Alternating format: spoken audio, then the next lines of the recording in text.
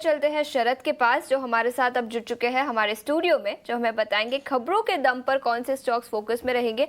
और शरद, सबसे पहले सीमेंट सेक्टर में एक बड़ी खबर और उसका impact wires and cables industry पर भी दिखेगा, और इसके अलावा कई सारे और स्टॉक्स भी फोकस में। बिल्कुल आशीषा, 2 या 3 अहम चीज़ हैं और इस सेक्टर आप भी ट्रैक करते हैं। बैंकिंग स्पेस, बीएफएसआई स्पेस में आरबीआई जो है लिक्विडिटी बढ़ा रही है, और जब से नए गवर्नर आए हैं तब से 3 या 4 अहम फैसले ले चुके हैं, और आज भी बीएफएसआई स्टॉक्स में तेजी देखने मिल सकती है। और आपने सही कहा कि अल्ट्राटेक सीमेंट जो है अब केबल एंड वायर सेगमेंट में आ रहा है। बिल्कुल डिसरप्शन हो सकता है। थोड़े साल पहले पेंट में भी आए, डिसरप्शन हुआ।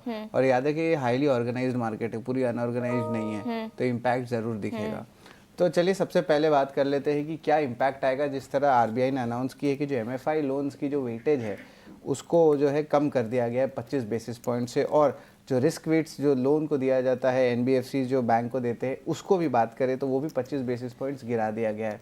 नेट इम्पैक्ट है जो रिकवरीज होती है, या जो एमएफआई लोन्स का स्ट्रेस होता है, या जो क्रेडिट आती है रिटेल सेगमेंट में, ये तीनों ही बढ़ सकते हैं। तो ये एक टाइप से बहुत पॉजिटिव रहेगा। और ऑफकोर्स देखा था थर्ड क्वार्टर में नेगेटिव रिएक्शंस जो है उनके नंबर्स में देखने मिले थे इसके कारण। तो धीरे धीरे करके आरबीआई जो है लिक्विडिटी छोड़ रहा है बाजार में, और जिस तरह बाजार में छुटता है लिक्विडिटी उस तरह इकोनॉमिक एक्टिविटीज़ भी पिकअप करते हैं। और आप याद रखिए कि जो रेट कट है वो भी एक्सपेक्टेड है कि होने वाला है, क्योंकि इन्फ्लेशन भी कम है। लेकिन कौन से स्टॉक्स है जिस पर आपकी नज़र होनी चाहिए, यह खासकर कि बंधन bank, IndusInd bank, RBL bank, या जितने भी स्मॉल फाइनेंस बैंक्स हैं, इन स्टॉक्स पे ज़्यादा ध्यान दीजिएगा। इन स्टॉक्स पे जो है रिस्क वेट ज़्यादा है, अब वो थोड़े कम होते हैं तो इनको ज़्यादा मोमेंटम मिलता है। मोमेंटम मिलता है तो इनकी ऑपरेशनल पैरामीटर्स भी इंप्रूव करती है, तो इन स्टॉक्स को नज़र में रखिएगा।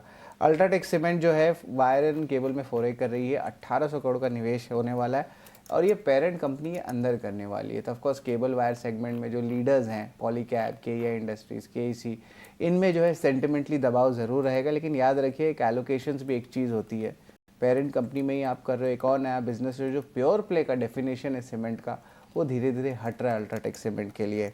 इसके अलावा पॉलीकैब, के इंडस्ट्रीज़, केबल वायर्स के लिए एक और नेगेटिव न्यूज़ फ्लो है, और ये जो है ग्लोबल इम्पैक्ट के ऊपर ज़्यादा है मैक्रो का। यहाँ पे ट्रंप ने ऑर्डर किया है कि जो टैरिफ प्रोब्स है कॉपर इंपोर्ट्स पे, उस पर फोकस रहने वाला है। कॉपर फ्यूचर्स भी देखें तो लगभग 5% बढ़ गए हैं। मैं इन स्टॉक्स को इसलिए ले रहा हूँ क्योंकि जब केबल वायर को आप डाइसेक्ट करते हैं तो उसका 30 से 35% का जो रॉ मटेरियल कॉस्ट होता है वो आपका कॉपर और एल्यूमिनियम का होता है। तो कॉपर जो है एक इम्पॉर्टेंट रॉ मटेरियल भी है, तो एक टाइप से नेगेटिव रहेगा केबल एंड वायर कंपनीज़ का। एंड ऑफकोर्स मेटल प्लेस भी हैं जिनको आप देख सकते हैं, पर उनके नेट इम्पैक्ट जो है second order third order impact आएगा, तो उसका एग्जैक्ट जो इम्पैक्ट है वो अभी हम नहीं बता सकते हैं।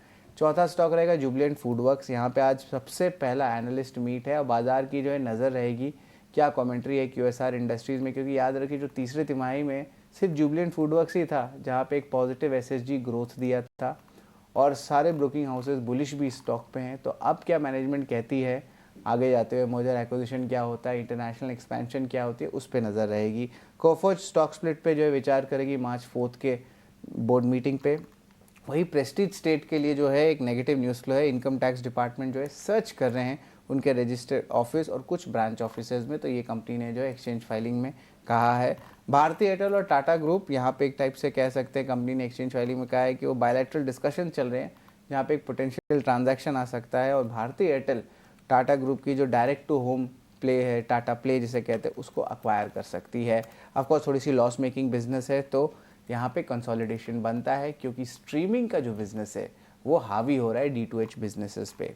इंटरग्लोब एविएशन की बात करें, पॉजिटिव न्यूज़ फ्लो है। यहाँ पे कंपनी ने डैम्प लीज एग्रीमेंट साइन किया है, 3 वाइड बॉडी एयरक्राफ्ट्स जो है नॉर्थ अटलांटिक एयरवेज के साथ जो है करार करेंगे, और ज़्यादातर जो फोकस है कंपनी का वो बाहर जाने को लेके है। इंटरनेशनल ऑपरेशंस पे एक्सपेंशन की बात चल रही है, क्योंकि ऑलरेडी ये जो है डोमेस्टिक मार्केट लीडर है जहाँ पे 60% से ज़्यादा का मार्केट शेयर इनका ऑलरेडी हो चुका है। तो डॉक्टर रेड्डीज लैब्स की बात करें तो EIR आया उनका बोलोरम फैसिलिटी को लेके, और जाइडस लाइफ की बात करें तो पहली जो दवाई है इन्फ्लुएंजा वायरस की उन्होंने लॉन्च कर दिया है। तो दोनों के लिए नेट पॉजिटिव न्यूज़ फ्लो जो है आपको देखने मिल रहा है। बिल्कुल, तो कई सारे स्टॉक्स जो खबरों के दम पर आज के सत्र में फोकस में रहेंगे।